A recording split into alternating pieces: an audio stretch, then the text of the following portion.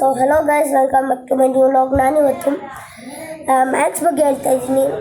Maths ಅಂದರೆ ನಿಮ್ಗೆ ಗೊತ್ತಿರ್ಬೋದು, ನಂಬರ್ಸು, ಅಡಿಷನ್ನು, ಸಬ್ಟ್ರಾಕ್ಷನ್ನು ಎಲ್ಲ ಇರುತ್ತೆ ಇದರಲ್ಲಿ.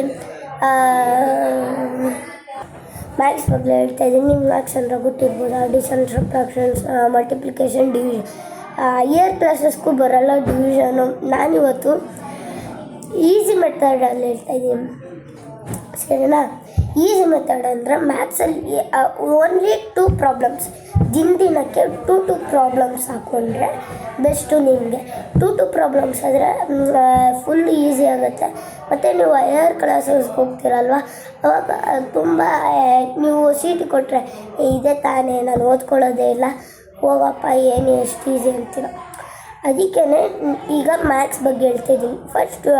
ನಿಮಗೆ ಫಸ್ಟು ನಂಬರ್ಸ್ ಬೇಕು, ಅಪ್ ಟು 100 ಆದರೂ ಬರಬೇಕು. ಮತ್ತು second addition, subtraction, multiplication, division. 4 ಬಂದರೆ ನೀವು ಏನು ಬೇಕಾದ್ರೂ ಮಾಡ್ಬೋದು. ನಿಮಗೆ ಜಾಮೆಟ್ರಿ ಲೆಸನ್ಸ್ ಇರುತ್ತೆ ಅನ್ಕೋತೀನಿ. ಜಾಮೆಟ್ರಿ ಲೆಸನ್ಸಲ್ಲಿ ನಿಮ್ಗೆ ಗೊತ್ತಿರ್ಬೋದು, ಜಾಮೆಟ್ರಿಲಿ ಶೇಪ್ಸ್ ಎಲ್ಲ ಇರುತ್ತೆ. ಶೇಪ್ಸ್ ಎಲ್ಲ ಗೊತ್ತಿರುತ್ತೆ ನಿಮಗೆ. ಸಾಲಿಡ್ ಶೇಪ್ಸು ಅಂದರೆ 3D ಶೇಪ್ಸು ಮತ್ತು ಪ್ಲೇನ್ ಶೇಪ್ಸ್ ಎಲ್ಲ ಇರುತ್ತೆ. ಆ ಪ್ಲೇನ್ ಶೇಪ್ಸ್ ಇರುತ್ತಲ್ವ, ಮತ್ತು ಇದೆಲ್ಲ ಆಯ್ತಲ್ವ, ಇನ್ನು ಮುಗಿತಲ್ವ. ಸೆಕೆಂಡು ನೀವು ಅಪ್ ಟು 15 ಟೇಬಲ್ಸ್ ಬರಲೇಬೇಕು. ಮತ್ತು ನೆಕ್ಸ್ಟು ಕಾಂಪಿಟೇಷನಲ್ಲಿ ಇದು ಮಾಡಬೇಕಂದ್ರೆ ನಾನು ಹೇಳಿದ್ನಲ್ಲ 2 ಪ್ರಾಬ್ಲಮ್ಸ್ ಅಷ್ಟೇ. ಮತ್ತು ಸೆಕೆಂಡು ಲೆಂತು, ಮಾಸು, ಟೈಮು. ಲೆಂತ್ ಅಂದರೆ ಸೆಂಟಿಮೀಟರ್, ಮೀಟರ್, ಕಿಲೋಮೀಟರ್. ಅಂದರೆ ನಿಮಗೆ ಆವಾಗ ಇದಾಗುತ್ತೆ, ಕನ್ಫ್ಯೂಷನ್ ಆಗುತ್ತೆ. ಅದು ನಿಮ್ಗೆ ಕನ್ಫ್ಯೂಷನ್ ಆಗುತ್ತೆ ಯಾವಾಗ ಇದು ಮಾಡಬೇಕು. ಅದು ಯಾವಾಗ ನಿಮಗೆ ಮಲ್ಟಿಪ್ಲಿಕೇಶನ್ ಡಿವಿಷನಲ್ಲೇ ಇರುತ್ತಲ್ವ, ಯಾವಾಗ ಡಿವಿಷನು ಮಲ್ಟಿಪ್ಲಿಕೇಶನ್ ಮಾಡಬೇಕು ಅಂತ. ಕಿಲೋಮೀಟರ್ ಟು ಮೀಟರ್ ಏನು ಮಾಡಬೇಕು ಅಂತ ಈಸಿ ಪಿಸಿ. ನೀವೊಂದು ಕ್ವಶನ್ ಹಾಕ್ಕೊಟ್ರೆ ಕಿಲೋಮೀಟರ್ ಟು ಮೀಟರ್ ಮಾಡಬೇಕಂದ್ರೆ ಯಾವಾಗಲೂ division, you have to do division, ಸರಿನಾ? Metre to kilometre same division.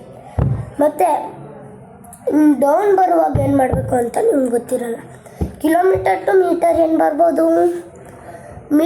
Kilometre to metre ನಿಮ್ಗೆ ಕನ್ಫ್ಯೂಸ್ ಆಗುತ್ತೆ. ನಂಗೆ ಗೊತ್ತು, ನಿಮಗೆ ನಿಜ ಕನ್ಫ್ಯೂಸ್ ಆಗುತ್ತೆ. ಏನು ಗೊತ್ತಾ, ಅದು ಕಿಲೋಮೀಟರ್ ಟು ಮೀಟರ್ ಇಂಟು ಮಾಡಬೇಕು. ಯಾರು ಒಬ್ಬೊಬ್ಬರು ಮೀಟರ್ ಟು ಕಿಲೋಮೀಟರು ಇಂಟು ಮಾಡಿಬಿಟ್ಟು ಕಿಲೋಮೀಟರ್ ಟು ಮೀಟರು ಡಿವಿಷನ್ ಮಾಡ್ತಾರೆ. ಅದು ನಿಮ್ಗೆ ಗೊತ್ತಿರ್ಬೋದು, ಒಬ್ಬೊಬ್ಬರು ಮಾಡ್ತಾರೆ, ನಿಮ್ಗೆ ಗೊತ್ತಿರ್ಬೋದು. ಮತ್ತು ನೀವು ಇದು ಮಾಡಿರ್ತೀರಲ್ವ, ಮೀಟರ್ ಟು ಕಿಲೋಮೀಟರ್ ಇದೆಲ್ಲ ಮಾಡಿರ್ತೀರಲ್ವ,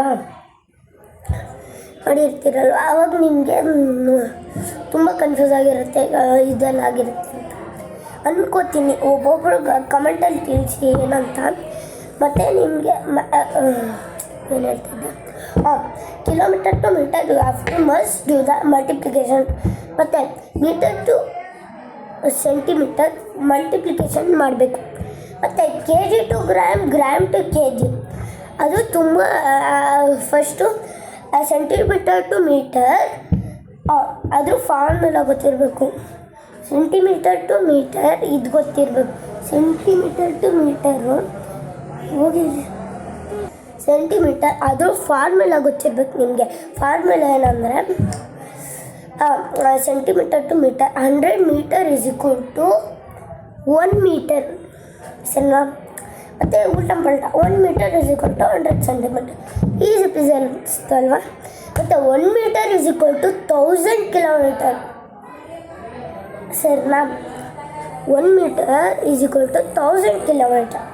ಮತ್ತು kg to gram, gram to kg. ಯಾವಾಗ division multiplication kg to gram ನೀವು ಯಾವಾಗಲೂ ಮಾಡಬೇಕಾಗಿರೋದು, ನನಗೆ ಬಂತು ಬಂತು ಮತ್ತು kg ಟು ಗ್ರಾಮ್ ನೀವು ಯಾವಾಗ ಮಾಡಬೇಕಂದ್ರೆ